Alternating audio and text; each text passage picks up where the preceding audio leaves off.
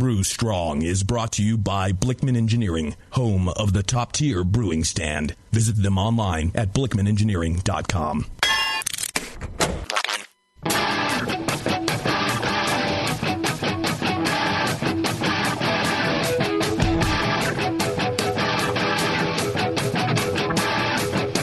Brewers, it's time for the beer radio you've been looking for. This is the show that dispels myths, tackles the toughest topics, and makes no apologies for geeking out on beer. Hosted by two guys that drink before they think. Jamil and John Palmer. This is Brew Strong. Hey, howdy, hey, my brewing brothers and sisters. Greetings. Back in the studio again.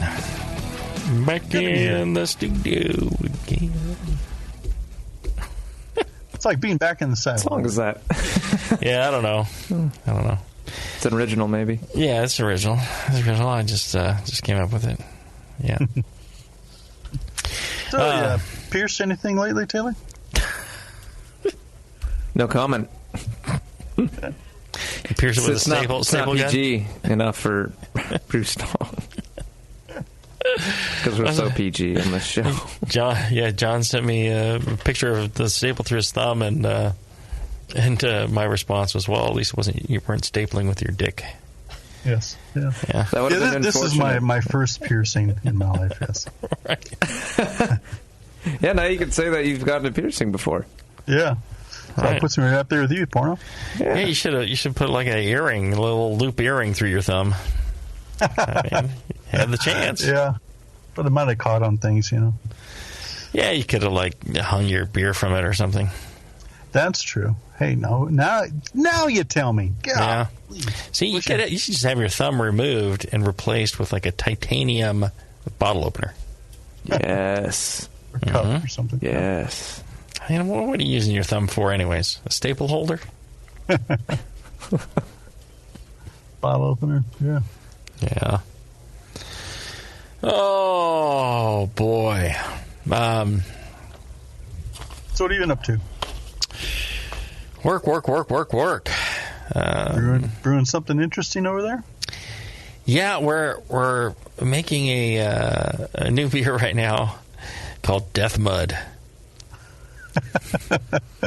I don't think that name's been taken. Are you serious? Yeah. Okay. Yes, Death Mud.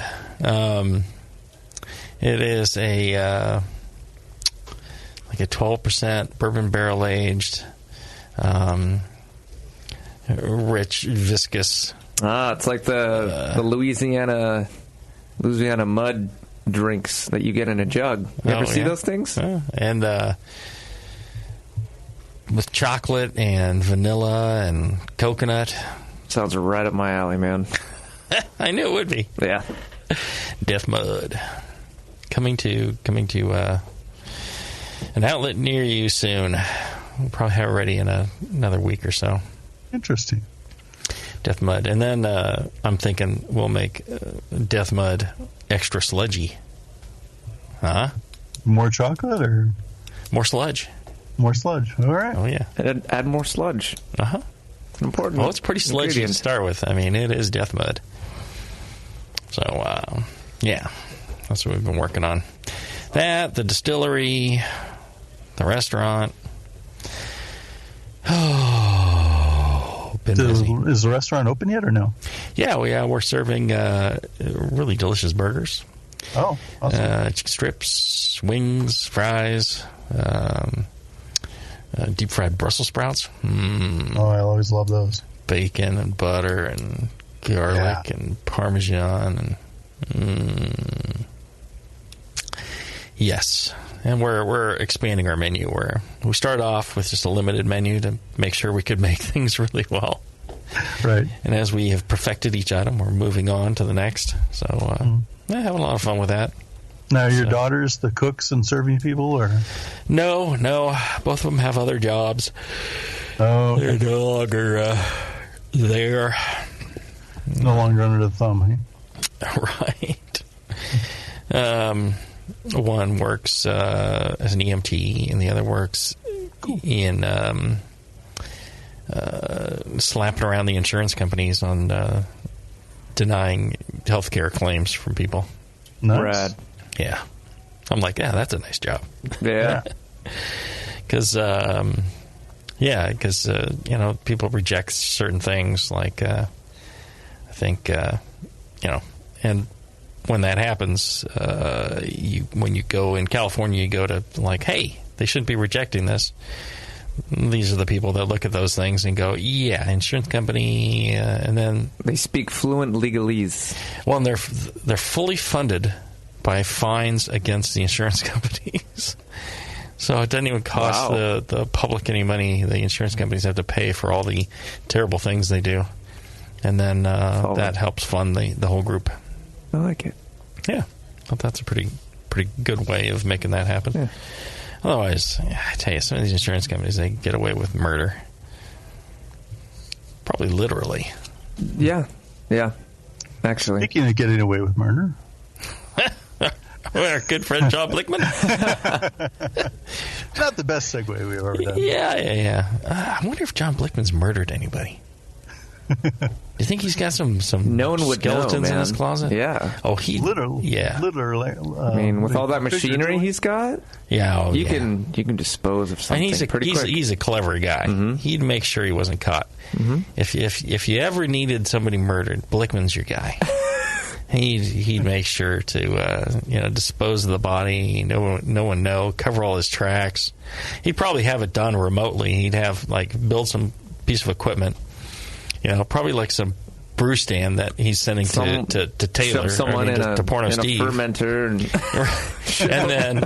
and then Porno Steve will be brewing away, and then Blickman will hit a switch at his end, and boom, no more Porno right Steve. In. There it is. Yeah. And it would probably dissolve the body.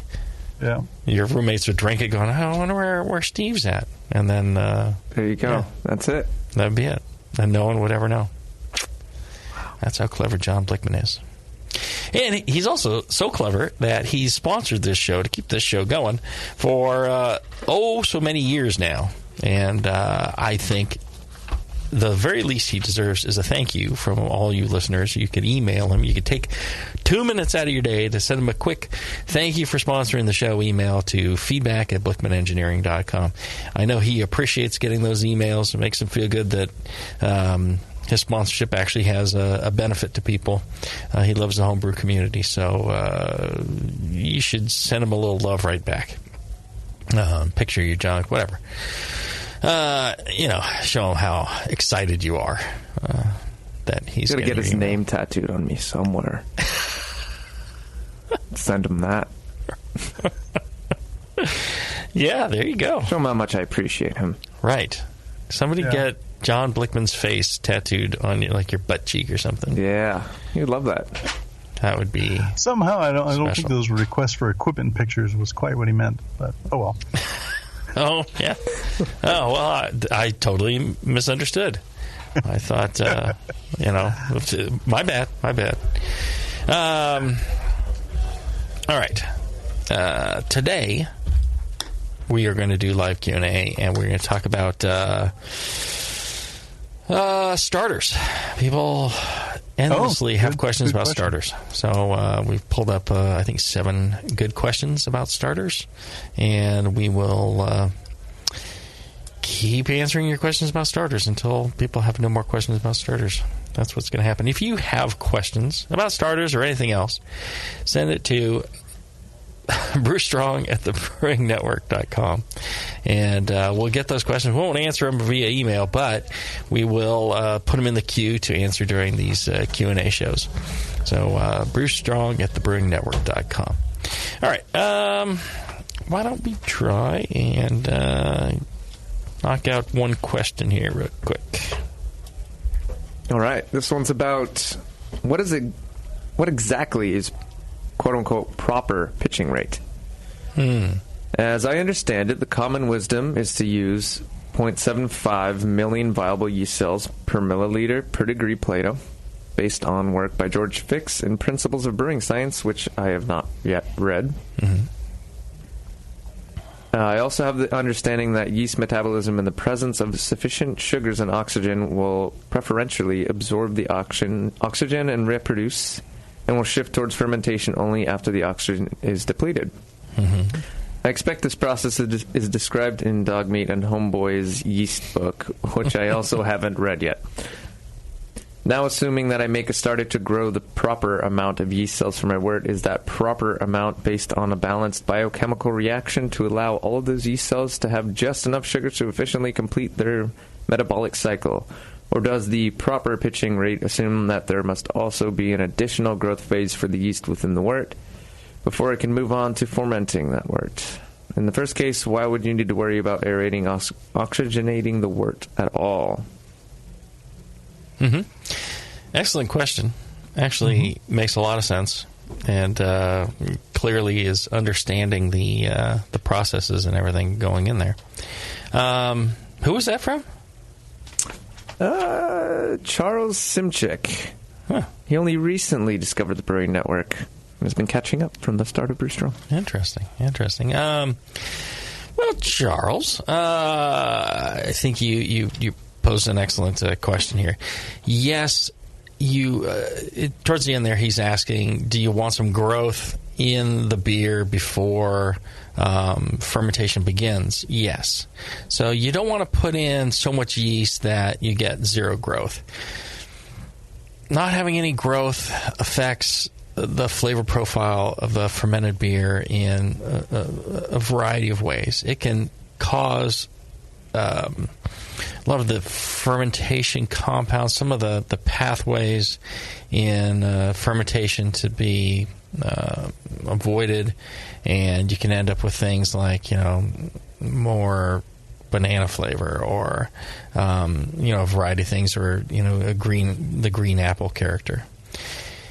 And somebody was on me about saying green apple character. They wanted me to point out that by green apple, we don't mean apples that are green when they're ripe. We mean an unripe apple. Yeah. So an unripe apple, green in that it has not fully ripened. That's what we mean by the green apple character, not Granny Smith or whatever green apples are. So, yes, you want some growth in the beer before fermentation starts. It's an important part of the process of developing certain flavors.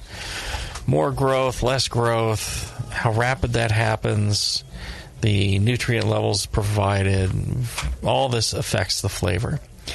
The proper pitching rate refers to getting the right flavor, right? So proper pitching rate is always what was correct for that beer, for that brewery, for that strain of yeast. And it's going to vary depending on what it is exactly that you're trying to achieve. So sometimes you're going to pitch less yeast because that's the proper pitch for, say, some of these English strains when you're trying to make a ordinary bitter or a mild or something like that.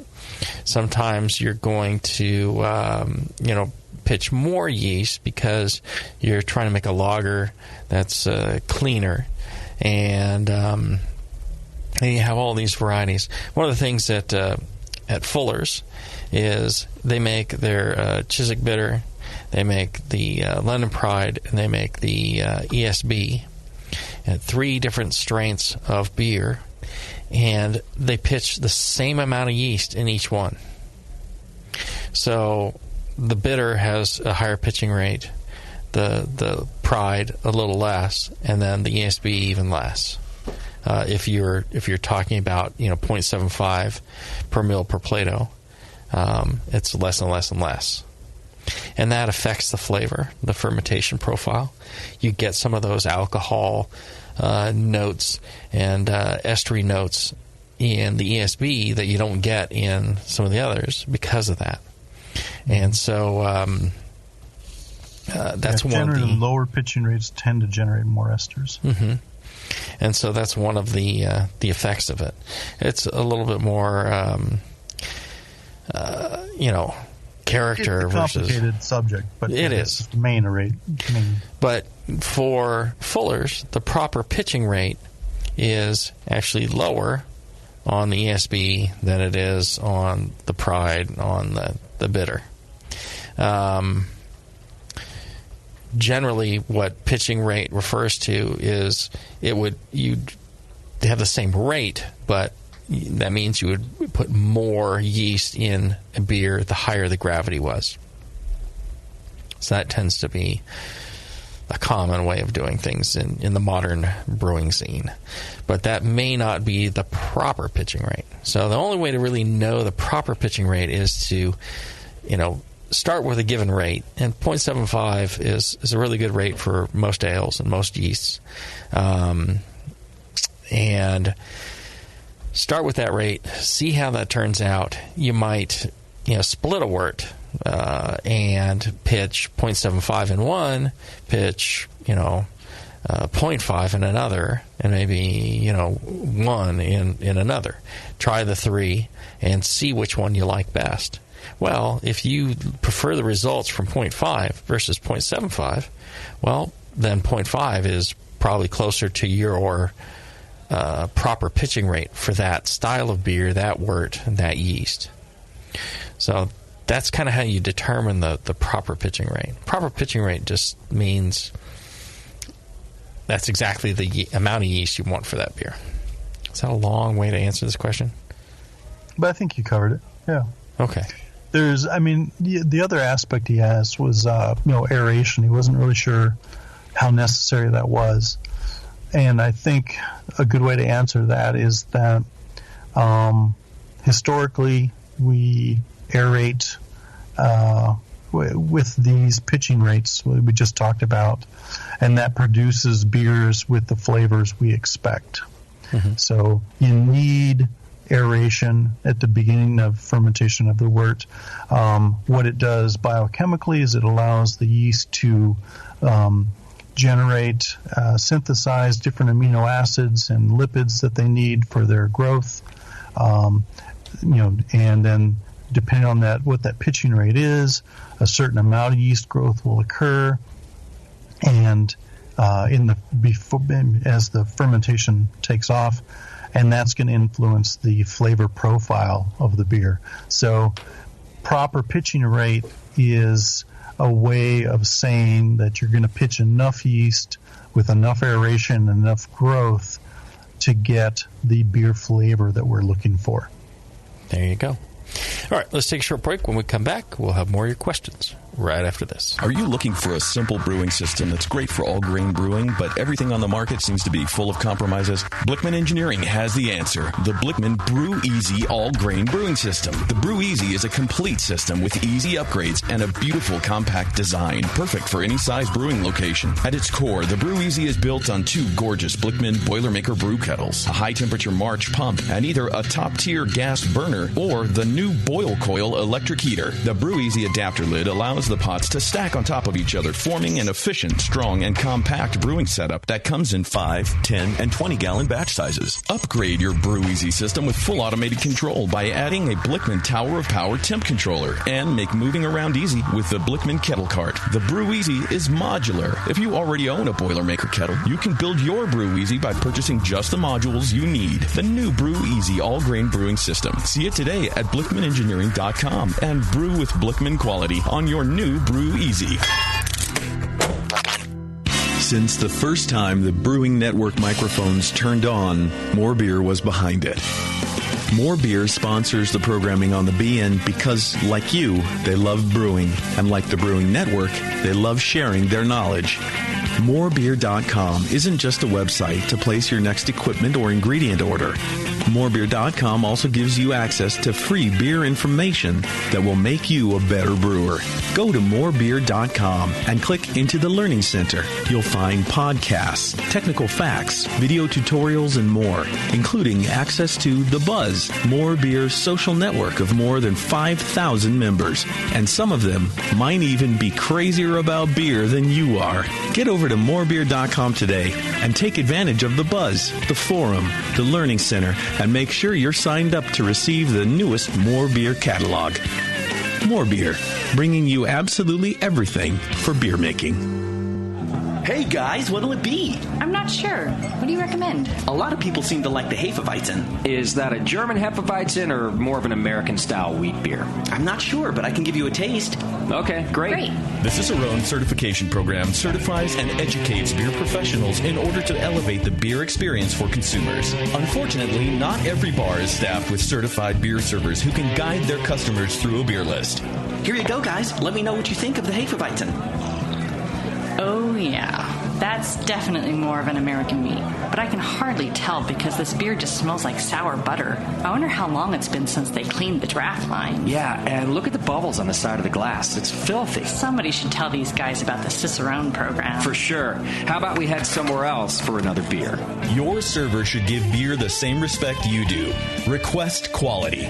The Cicerone Certification Program offers 4 levels of beer certification, in-person classes, and course books for beer professionals. Check them out at cicerone.org. The Cicerone Certification Program. We know beer.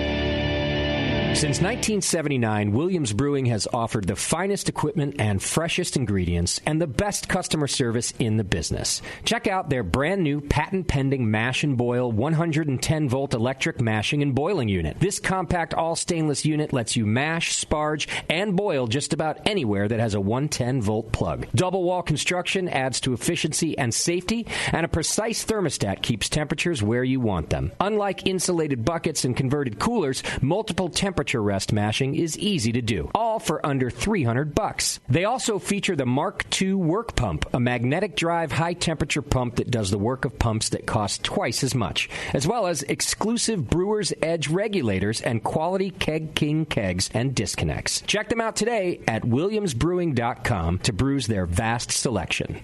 Do you know the 3 most important rules in brewing? Sanitation, sanitation, and sanitation. And no one does it better than 5-Star Chemicals. 5-Star knows sanitation. You can only sanitize clean equipment. And 5-Star knows how to clean, too.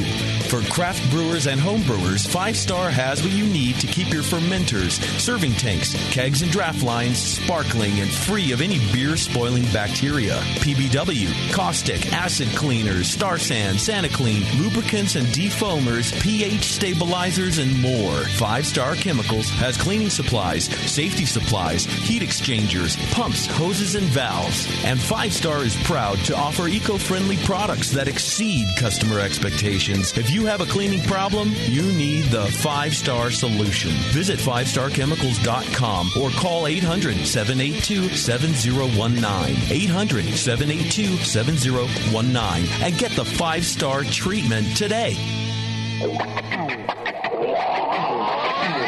Back to the beer guys that make other beer guys look like wine guys.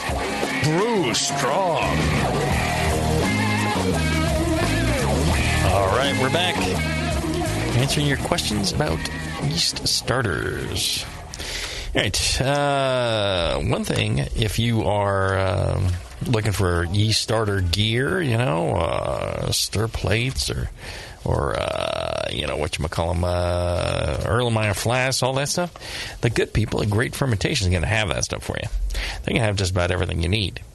In fact, Great Fermentations has the largest selection of Blickman gear anywhere on the World Wide Web and some of the best trained people to help you use that gear properly. They know all about the Blickman products. I mean, they're not that far from Blickman. This is Blickman's homebrew shop right here is Great Fermentations. They got 2 wonderful locations and a great web presence, top-notch customer service, same-day shipping on most items, and you can check them out at greatfermentations.com. You can even like them on Facebook, GR8 Fermentation, and same thing on Instagram, Twitter. Good folks. Check them out for all your yeast starter needs. All right. Next question, Pornographic Stephen. All right. This one is a question regarding yeast starters. Had a question about my starters and yeast cultivating. If the Mr.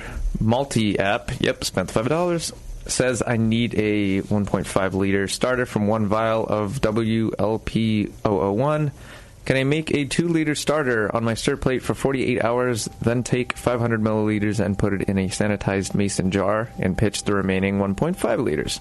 This would get rid of yeast washing and guarantee that I have nice clean yeast in my jar, but would it have a negative effect on my pitching rate?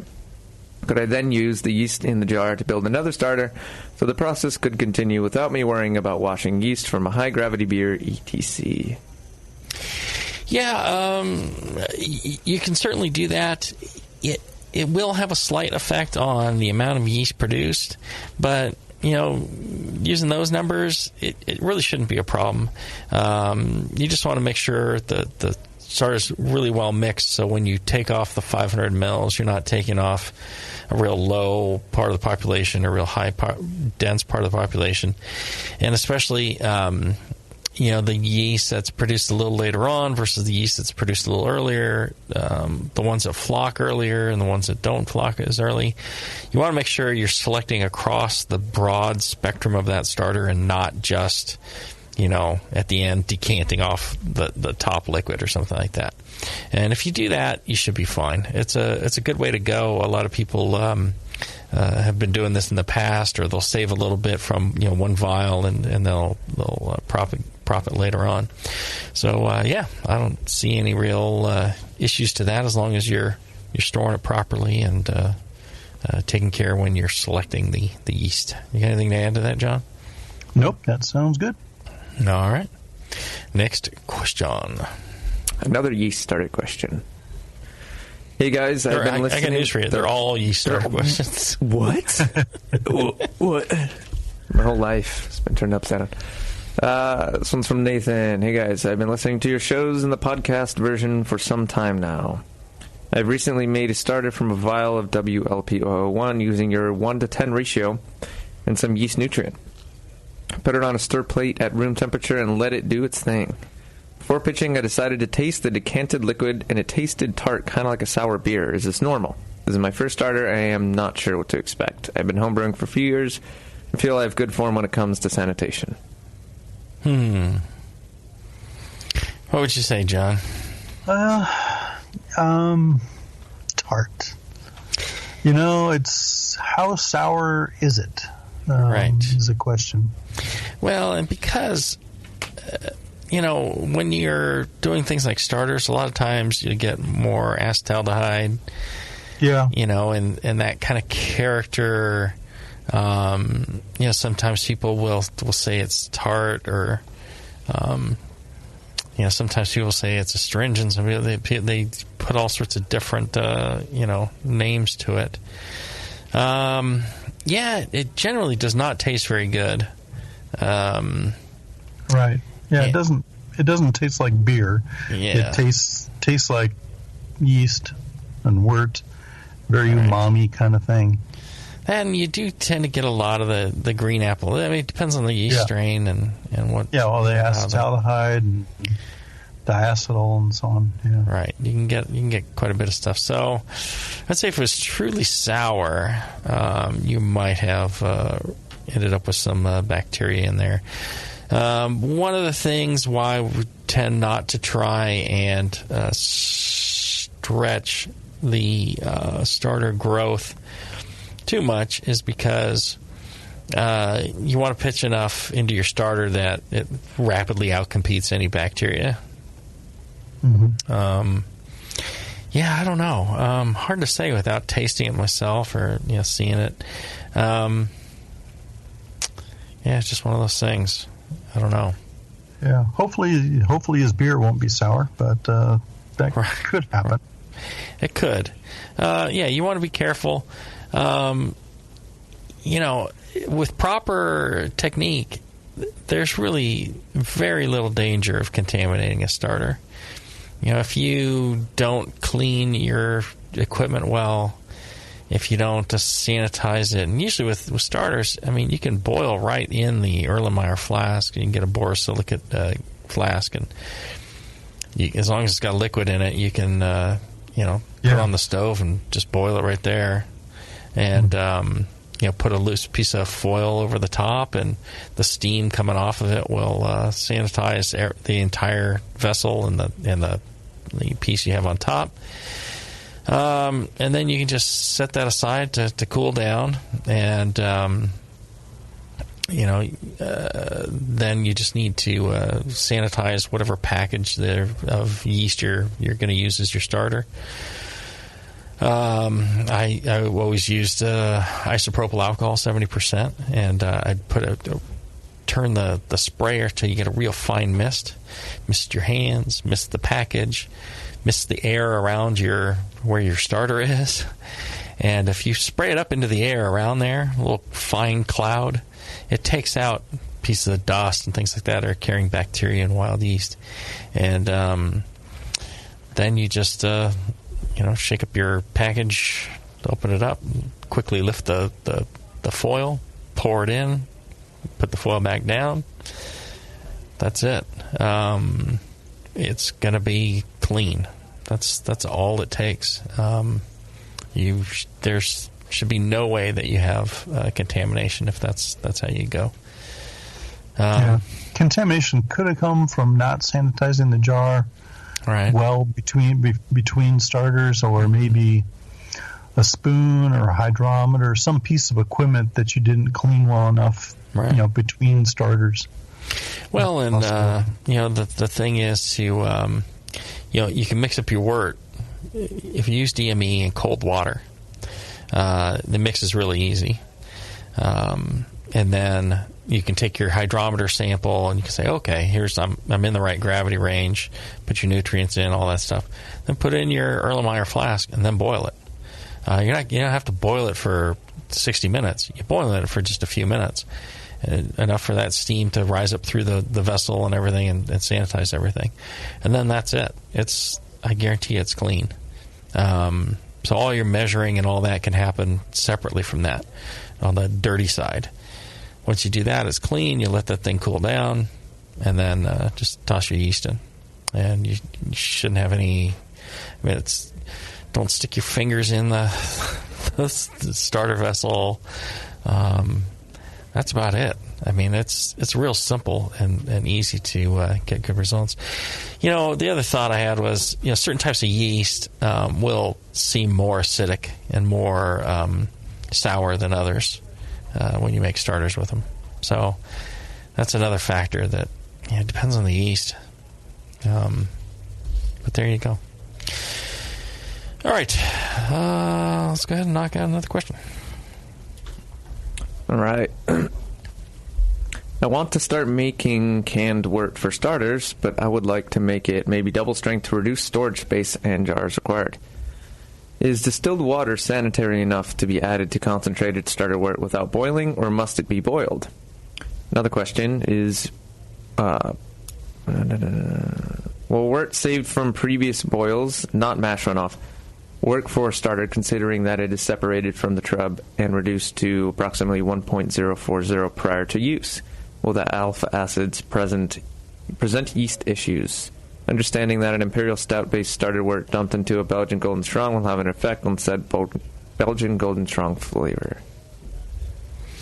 Right. So, you can use wort from your batch as starter wort for another batch. Highly hopped worts, they're really not that much of a difficulty for most brewing yeasts because the brewing yeasts are adapted to hops. It can have some impact if you were trying to grow up some funky yeast from a bottle and it's half dead. I wouldn't throw it in some strong wort, but if you're trying to grow up like 001, I'd see no problem with that. It'll grow just fine. The highly roasted grains in wort may actually have more impact on a starter and the yeast growth than the hops will. Yeah. And then the other question was about distilled water. Distilled water is not sanitary. You can, if you take a jug of distilled water from the store, put it out in the sun, you'll see, a lot of times you'll see algae form in it, things like that. They'll turn green. That doesn't mean all of them are dirty, but it means that you cannot count on them all being sanitary. And there are things that will survive in distilled water. Yeast will survive in distilled water. So you do need to heat that up. But, if you heat it up to over 160 degrees, 161 Fahrenheit, it's sanitary for brewing. Let's see, what else? Yeah, so I guess the question was, can you make a strong starter wort and then dilute it down day of? And so I thought about that. I was like, well, okay, so you could can some water. The problem is then, you're not helping yourself, because he was trying to reduce the amount of jars and storage and all that. How about doing this? Just boil some water, and then you could pour the water into whatever container, and then you could chill the wort in the fridge, and then pour the wort in the starter in there and cool it down using that method. So if you that's a good idea. Depending on how much water you're going to add and how much wort, I don't know. But, that might be one way to do it fairly quickly and avoid that storage need. Yeah? Any other ideas for him, John? No, I like that last idea. I mean, to make concentrated canned wort and then dilute it, say, by half with boiling hot water or sanitized water the day that you're going to brew, and letting that temperature come down. But you do want to be sure to get that starter temperature down to room temperature before you pitch your yeast. Well, and you could do maybe wort ice cubes or something. I don't know how you do that. A convenient package. But you make wort ice cubes. That would drop the temperature pretty quick. Yeah, but you got to keep them covered, because there's dormant bacteria laying around in your freezer as well. Yep. I see nothing wrong with that, other than figuring out the actual logistics. Same using beer as your current batch as your next batch's starter. Good way of being efficient, I think. Yeah, good luck with that. Yeah, good luck with being efficient. Is that what you mean? No. I mean, it should work, and brew on, brew strong. Brew on, brew strong. All right, one of those things. Yeah. Well, I'll tell you one way to brew strong is to sign up for the AHA, the American Homebrewers Association, because they do a lot of good things for homebrewers. They are kind of out there looking out for your rights and producing a lot of great materials that help you brew better beer.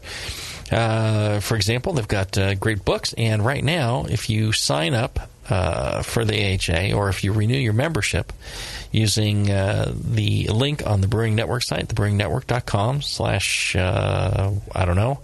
thebrewingnetwork.com, there's a link there for the AHA, and you click on that, and when you do, and you use the offer code BNARMY17, you're going to get 2 free books with your new or renewed membership.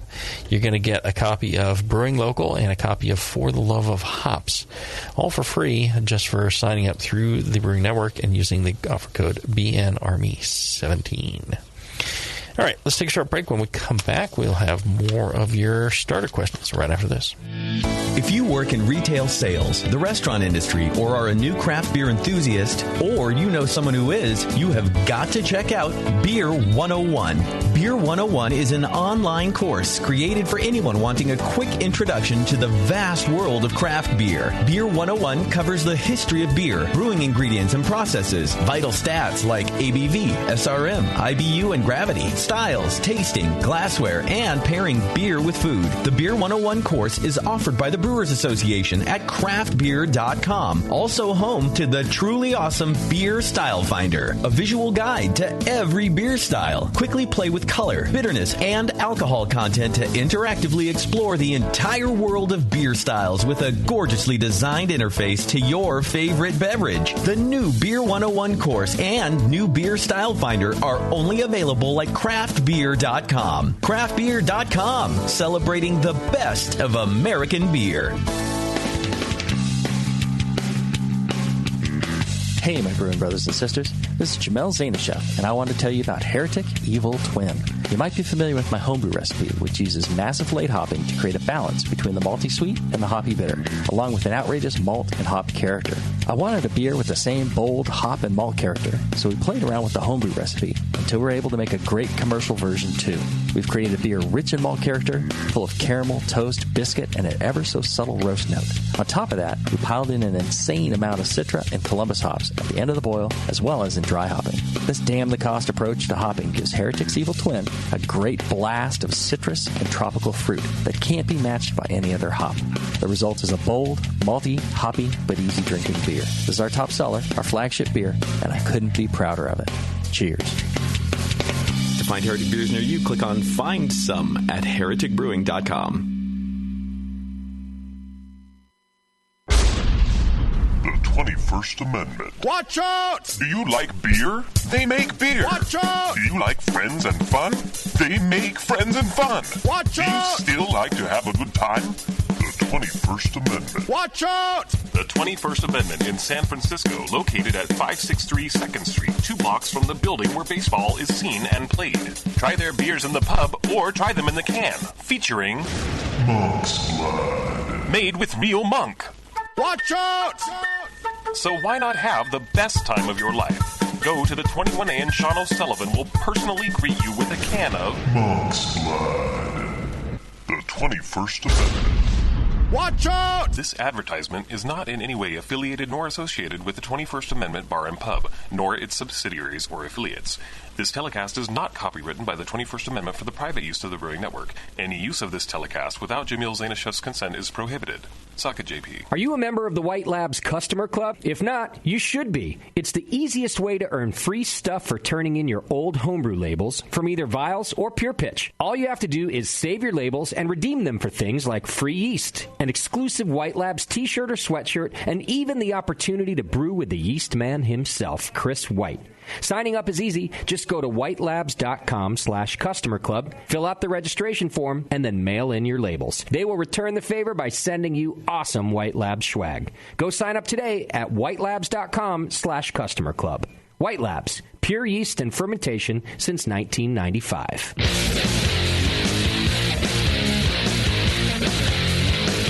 Back to the two guys that know how to turn beer into beer. This is Brew Strong. All right, we're back. You know, John, one of the things that I love about the White Labs Vault program is that, what is that? Well, you know, you can go to whitelabs.com/thevault. And they list a bunch of unique and interesting things out of their thousands of yeast collection that you never really get any opportunity to have other than a program like this. You can put in your pre-order, and once they get 150 pre-orders, they'll ship it directly to your door. Now, if it doesn't hit 150, well, you're not out anything.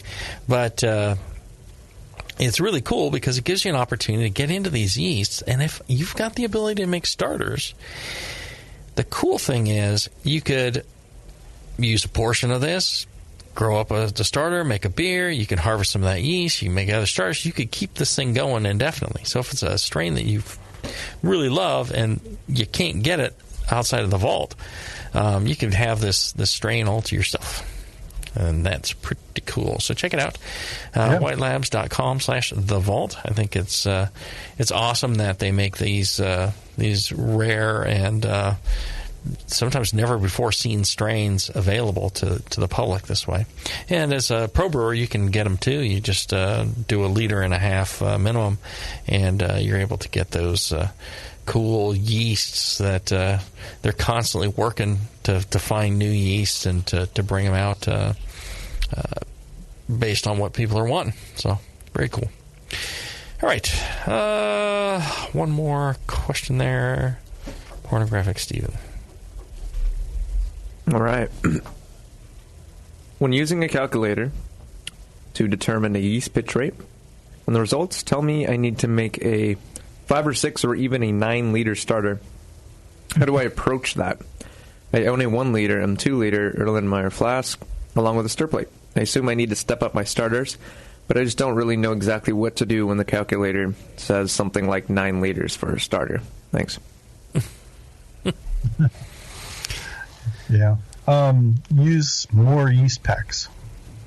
Mm-hmm. You can start with more yeast packs, and then you need less starter volume. You could brew a smaller beer first, lower gravity or smaller volume. That's what I always used to do. I would, let's say, wanted to use WLP002, the English ale yeast. I would first make an ordinary bitter or a mild, and then low gravity, and then I would make maybe an English pale ale, and then maybe an English barley wine or something. I'd make multiple steps that way. I would just harvest the yeast from one batch to use in the next, and the next, and the next. And essentially what you're doing is kind of making a starter and growing that yeast up for your next batch. So not everything has to go on a stir plate. That's one way of doing it. Another way would be to make multiple 1 liter starter or 2 liter starters. And I think that's what he was kind of getting at. He only has a 1 liter and a 2 liter flask. Mm-hmm. Right. So you could make a 2 liter, decant the spent where it save the yeast in a jar in the fridge, then make another starter and do that. Or you could step it up. You could make your 2 liter starter. At the end of the 2 liter starter, you have a fairly reasonably known amount of yeast. You let that settle out, decant that spent wort off, then you add more wort to it. And in your second step, you're going to change the number of packs that you're starting with from 1 to probably 3 or something like that, and your viability date to today, and then you go ahead and make your next starter, and you probably are looking at maybe like a 2 liter or something at that point. So when you're trying to use an older pack of yeast to make a bigger beer, it's going to tell you need something like a 9 liter starter. But you don't necessarily have to do that. You just take it in steps. Yeah, that's better. Yep. Yeah, okie dokie. All right. One more question. All right. I have a question about yeast nutrient in starters. My procedure is this. I buy 3 pounds of DME. I repackage that in Ziploc sandwich bags in 175 gram increments to avoid the problem of humidity in the open bag of DME. When I need starterware, using 64-ounce ball jars, I dissolve 1 Ziploc bag in each ball jar with 1,750 milliliters of water and a 1/4 teaspoon of yeast nutrient. Pressure can the ball jars and use it as needed. Here's the question. Does it matter if I add the 1/4 teaspoon to the DME when I put it in the Ziploc bags? A bit more detail, I use a 2 liter Erlenmeyer flask and a homemade stir plate. I found that about 1,700 milliliters fills the flask without taking it out too far up the neck, which would reduce surface area. If I overfill the ball jars, some wort foams out of the jars as they cook, so it doesn't pay to completely fill the jars anyway. My stir plate is in a small room which gets some morning sun. It's not getting heated, but will the light adversely affect the starter? Yeah, so I see no problem with mixing the nutrient in with the DME. Yeah, that's not a problem. I would think if you're trying to mix all your nutrient with all your DME and get a nice homogeneous mix and then put it out into the bags, that may be a problem. But if you're measuring out the DME and then putting a quarter teaspoon in each bag, I think perfect. You don't even need to mix it up. Sounds like a great way to make it more efficient and easier on brew day. Sounds like a good idea to me. And then the other question was sunlight on the starter. Yep. The starter wort or the actual starter itself with the yeast in it? All it says is my stir plate is in a small room which gets some morning sun. It's not getting heated, but will the light adversely affect the starter? So apparently the starter is on the stir plate. Yeah. Any UV radiation can affect, living things, any sort of, but, it's probably such a minor amount, I really wouldn't worry about it. If it was a lot of direct sun, I'd say, move it. But if it's some morning sun morning too, light, so it's probably no big deal. Yeah. But the reason I said keep the starter or keep your batch out of the sun in How to Brew is I was trying to say don't let it heat up in the sun. Yeah. That would be much more dramatic effect. Yeah. A little bit of UV radiation from the sun through the window, it's probably not a problem at all. Yeah, you'll come out with a new strain of yeast. Maybe you'll skunk your starter, but oh well. That doesn't... Right, but if you're not using any hops, no skunking, no problem. Right. Yeah. So, I wouldn't worry about it. Yeah, like we're saying, if it was a huge amount of sun, and John makes an excellent point about the heat, worrying about the heat, and not having that. All right, we need to take one more break. We are one break shy of a full break load. So we'll take one short break, and when we come back, we'll finish up with your questions right after this. Brewing great beer is a process of continuous learning, and the best books on every aspect of brewing can be found at Brewers Publications, with more than 50 awesome titles like Modern Homebrew Recipes by Gordon Strong, Designing Great Beers, the Ultimate Guide to Brewing Classic Beer Styles by Ray Daniels, American Sour Beers, Innovative Techniques for Mixed Fermentations by Michael Tonsmeyer, For the Love of Hops, The Practical Guide to Aroma, Bitterness, and the Culture of Hops by Stan Hieronymus, and Radical Brewing, Recipes, Tales, and World-Altering Meditations in a Glass by Randy Mosher, plus many, many more. These are the books and the authors with the knowledge to push your brewing farther than you thought possible. And you'll find them all at fine homebrew and book retailers everywhere. And visit the website at brewerspublications.com. Brewers Publications, all the best on beer and brewing. Your support of the Brewing Network means everything to us. We couldn't produce shows without you. And we love giving you something extra for that support, like Brew Your Own magazine. You already know it's a great brewing magazine full of recipes, equipment how-tos, discussions of beer styles, and brewing techniques. Whether you're new to brewing and just starting out or you're an old pro, you'll always learn something from the articles in Brew Your Own. Plus, there are amazing special issues like plans for building a Brutus 10 system, 250 classic clone recipes, and a Homebrewer's Answer Book. Brew Your Own magazine and BYO.com are awesome resources for any brewer, whether for yourself or as a gift. When you subscribe or resubscribe from the Brewing Network homepage, you directly support programs like this. Get a great magazine and support the Brewing Network. Subscribe to Brew Your Own right from thebrewingnetwork.com.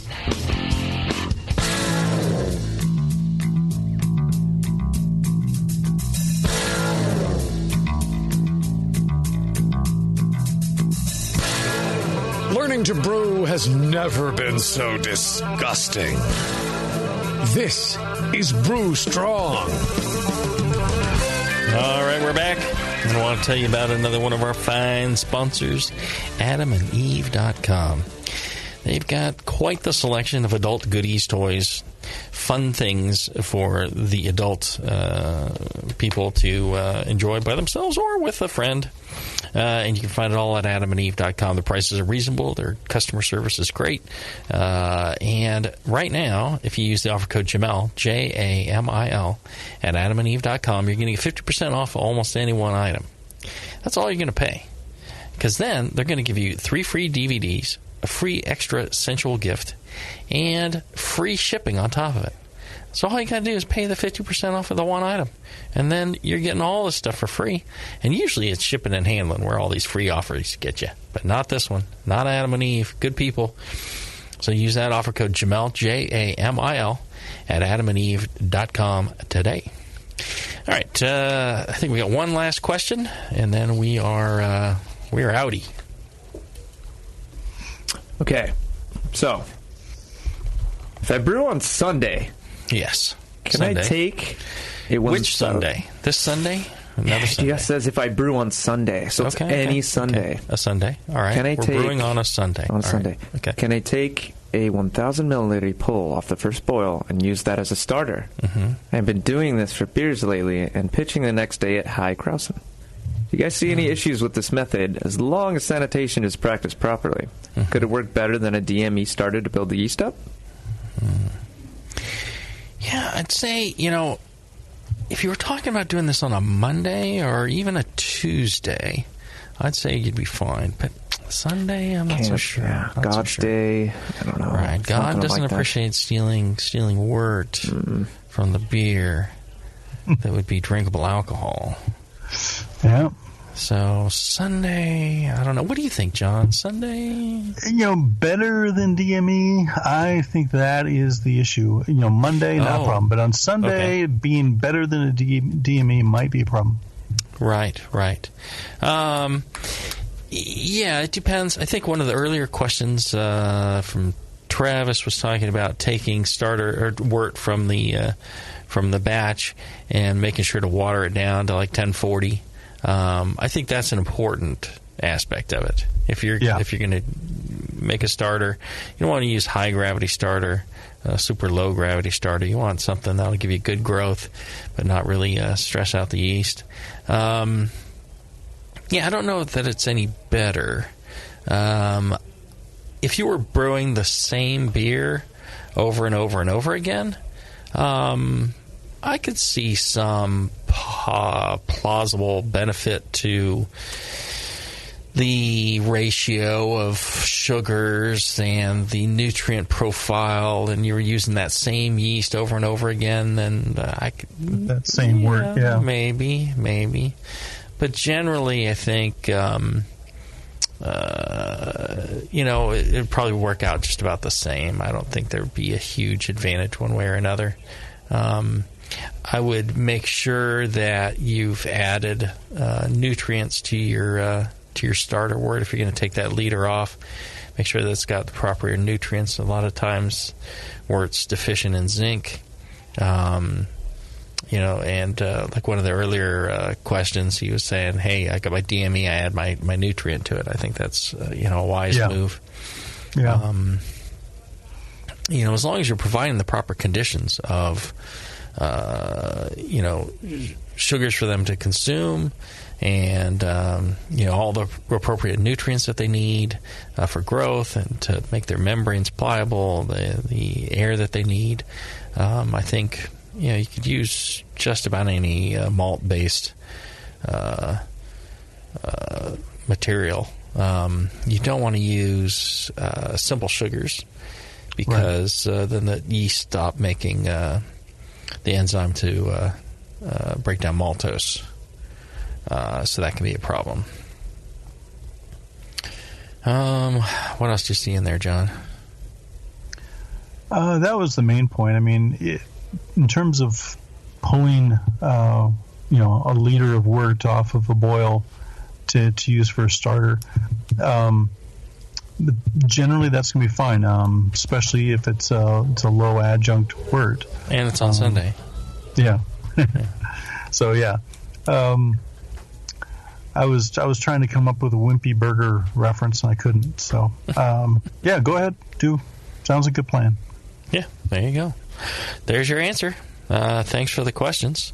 If you have questions, go ahead and send them in to Brew Strong at thebrewingnetwork.com, and we will eventually get to those questions. We got a backlog of them, but we like to kind of group them into subjects. So don't be afraid to send your questions in. If you've got the question, somebody else has the question too. It's not like you're asking a question that nobody wants to know the answer to. So send them in, and make sure to support our sponsors like Blickman Engineering at blickmanengineering.com. You can send an email to John Blickman. I guarantee you will see. If you send to feedback at blickmanengineering.com, he'll see that email, and he will appreciate that you took the time out of your day to tell him how much you appreciate that they sponsor the show for you, so you can get it for free. So make sure you do that. And then you can check out the store, thebrewingnetwork.com/store. There's all sorts of goodies in there. Everything is on sale right now. Check out Adam and Eve. Get yourself a nice giant dildo. Use off code Jamil, JAM. Right? Yeah. Right. Bebo says yes. All right. Until then, everybody, brew strong. Brew strong, everyone.